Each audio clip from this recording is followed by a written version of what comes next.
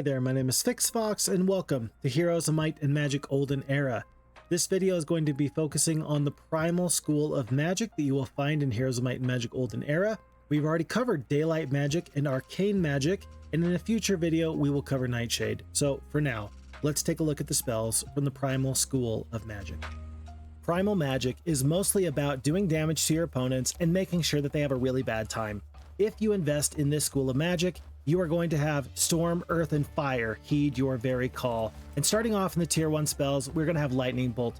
This is a single target damaging spell. It will scale with your mastery of the skill and also with your spell power. It's going to do an awful lot of damage. Next up, we're going to have a spell that is of the defensive variety. That's going to be the Thick Hide spell. While this is maybe reminiscent of a stone skin or a steel skin that increased the defense of a creature by a certain amount, this instead is going to give a flat percentage reduction to the enemy's melee attacks. It starts off at 15% damage reduction, it goes all the way up to 30% damage reduction, and if you get this up to the 3rd level, it will affect all friendly creatures. Next up, we have a spell fit for anyone up against the Temple faction. Wean is going to be excellent because Wean will reduce the duration of all positive effects applied to an enemy by a certain amount, scaling with your spell power. As you increase the mastery, it can increase up to the point where it will affect all creatures instead of just whichever ones you have selected. Moving on into the Tier 2 spells, we're going to have the Ice Bolt spell. Like Lightning Bolt, this is a single target damaging spell. However, unlike Lightning Bolt, Ice Bolt is also going to have a certain degree of utility because it's going to reduce the initiative of the affected target by a certain amount. As you scale up the spell, you will have that initiative reduction reduced even further. In this point, you can clearly see that it does an awful lot of damage. Next up, we have in the Tier 2 spells Fireball. Whereas we've had single damage spells before, now we have an AoE damaging spell. It's going to get better as you increase your mastery and as you get more spell power. Does the Fireball spell feel like it hits like a truck? Absolutely.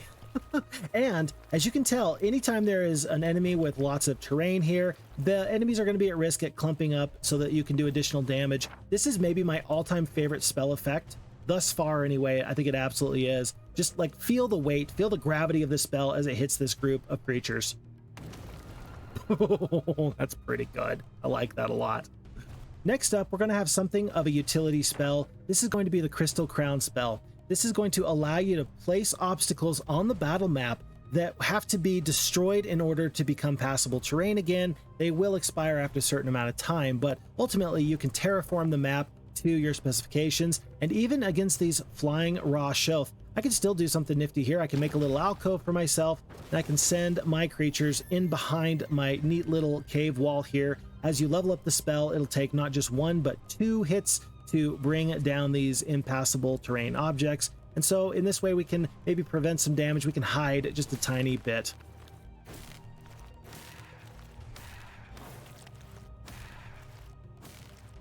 Going into the Tier 3 spells, here is going to be Earth's Rage. This is the spell that will deal damage to defensive structures, and as you level it up, it will also deal damage to the occupants of whatever city is in a siege. Let's see this now. Ooh. Ooh. Ooh. That's a lot of damage. Swordsman took 491 damage, Inquisitors took 235, Angels took 236, Cavalry 357. I know I've got 14 spell points, but geez, not to mention 700 damage to each wall section. I don't even know exactly how many HP each of these wall sections have. Can I actually destroy one of these turrets? Yeah. Anyway, so if my catapult is doing 500 points of damage with some siegecraft, then I think that kind of tells you everything you need to know about how powerful that spell can be. But we do have the Firewall spell here, which quite similarly to the Crystal Crown ability, we are going to use now.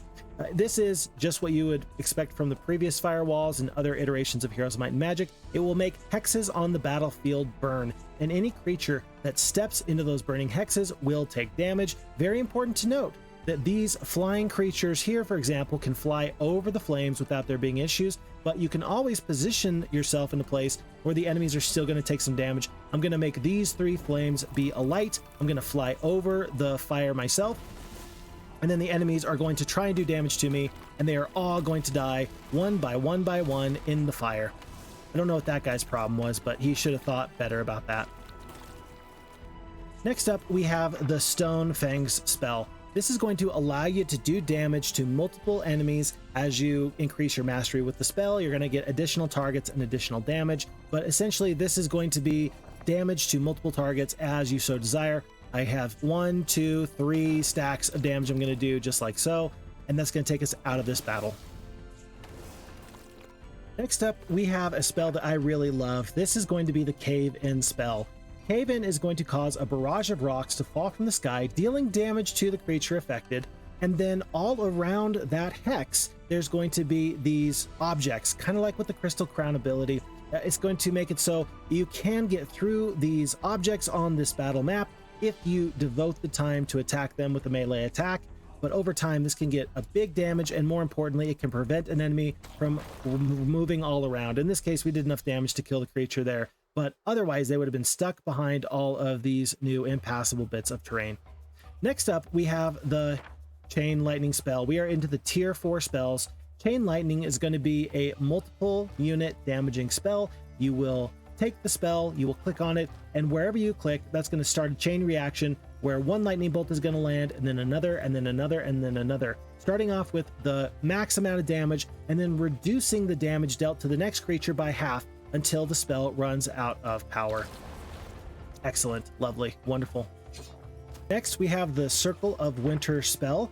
This is going to do something like the Cold Ring would do in Heroes of Might and Magic 2 or 3, where the very center tile is unaffected, and then all around that tile, any creatures in those hexes will take damage. And this has the unique additional effect of also decreasing the enemy's initiative by a certain amount. And also, if they survive the initial blast, they will be pushed out away from the center target. So in this case, I'm going to kind of surround myself with these troglodytes. And then when I cast this Circle of Winter, I'm going to be unaffected in the very center of this battlefield, and these enemies are both going to go down. If they did not die, though, these troglodytes would be pushed out 1 hex, and this stack of troglodytes would also be pushed out 1 hex. The next spell we're going to talk about is going to be the Anti-Magic spell. Now, Anti-Magic is a staple of all Heroes of Might and Magic games. It provides a lot of counterplay to a lot of things that enemies might want to do to shut down your units, cause you damage. This is the answer to all of those things. It's worth noting that at base level, Anti-Magic is only going to prevent magic from affecting your creatures if it's tiers 1 through 3. You must get an increased mastery with the spell if you want to reduce all abilities being affected. For example, if you get this up to tier 3 mastery, then it will do tiers 1 through 4 spells. And then if you get this to the pinnacle of wizardry, then yes, this will eliminate all spell casting on your forces. We're going to use this in tandem with another spell that we have here present in just a moment or two. This force is absolutely overwhelming. There's no possible way we can defeat these enemies. Here they come down the battlefield. And now, knowing that we have one creature that is anti-magic, I'm going to cast my secret move, and that's going to be our first tier 5 spell. This is going to be the Armageddon spell. 37 mana, very, very costly, but this will cause magic damage to rain down on the battlefield and hurt anybody and everybody that is not immune to magic. So in this case, everybody is available to be hit by this spell, except for this one creature, so I'm going to lose 2 of my own Grand Shelths, and let's see this in action. What spell did I just cast? In action.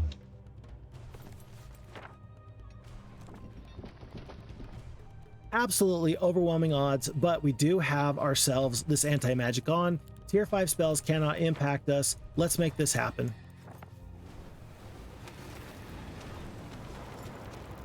We pulled victory out from the jaws of defeat. Lovely. With our 2 final spells, we are going to have Xmilla's Rampage, and we're also going to have the Summon Primal Remnant spells.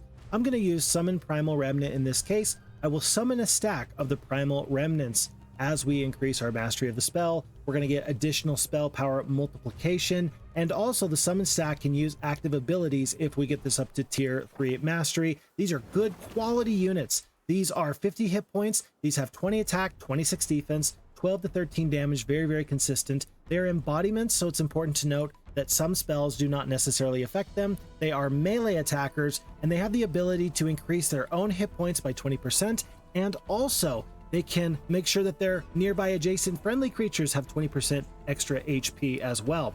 They also have a vegetation propagation. Basically, they can summon another stack of themselves if they get the chance to do so. And they are pretty quality creatures. Look at them scutter around and make sure that they are the undisputed kings of this battlefield.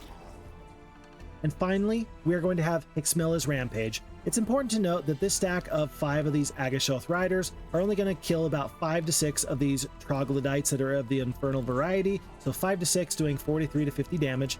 Hixmilla's Rampage is going to infuse the selected target with additional damage at the cost of taking additional damage, similar to the Frenzy spell that you would have in Heroes of Might and Magic 3. So you are going to do more damage, but you're also going to take more damage. And also, this is going to grant them a double strike. So highly offensive, very, very low defenses. And let's see what we can do now. 7 to 8 instead of 5 to 6. And then, of course, we're able to kill the entire stack.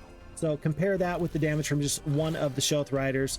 Pretty darn good, even though that guy got some good morale. So a very good spell if you have a huge stack of, say, Abyssal Envoys or your Angels. The ability to use a double strike could absolutely turn the tide of battle, especially if you can keep that unit safe. Something of a glass cannon build could be very, very useful for you. And with that being said, there's 2 adventure map spells that we would like to talk about. Number 1 is Ground Sight. This is a tier 1 spell. It will show you the location of neutral armies in the Fog of War. As you level it up, it will also show you the location of resources and artifacts. And it has a really nifty kind of sort of spell cast. You can see through this Fog of War, you can tell, oh, that's a troglodyte. Oh, that's a Roshoth. That's some sort of ranged creature. You can kind of tell what's going on here.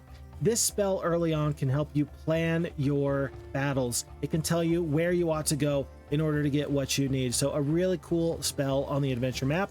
And then we also have, for the tier 4 spell, Primordial Chaos. Primordial Chaos is going to affect a neutral target within a certain radius. It will transform them into another creature. So basically, I use this to say, look, I don't necessarily want to deal with a stack of 100 of these ranged skeletons. Let's try and turn this stack into something that maybe doesn't have any ranged damage. Maybe my forces are not yet ready to deal with this sort of a deal.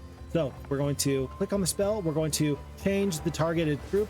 And apparently these Roshoth and these Agashoth Riders are supposed to be weaker than the group of skeletons that we just saw, but we just completely turned this on its head. Nifty spell. You are going to have to find some of the best case uses for it. Maybe if you are up against, say, as we saw in the Fog of War, there was a Phoenix stack over here. Maybe you say, whoa, I've got my Armageddon spell, but I don't think I can actually use my Armageddon against the Phoenixes. Maybe I should go against some other tiered creature. Worth noting that this spell is also going to technically reduce the strength of that creature by a certain amount as you level it up. So you can even use this multiple times across multiple days to maybe get this stack as weak as possible. If you want to devote the time and the resources to do so, you sure can.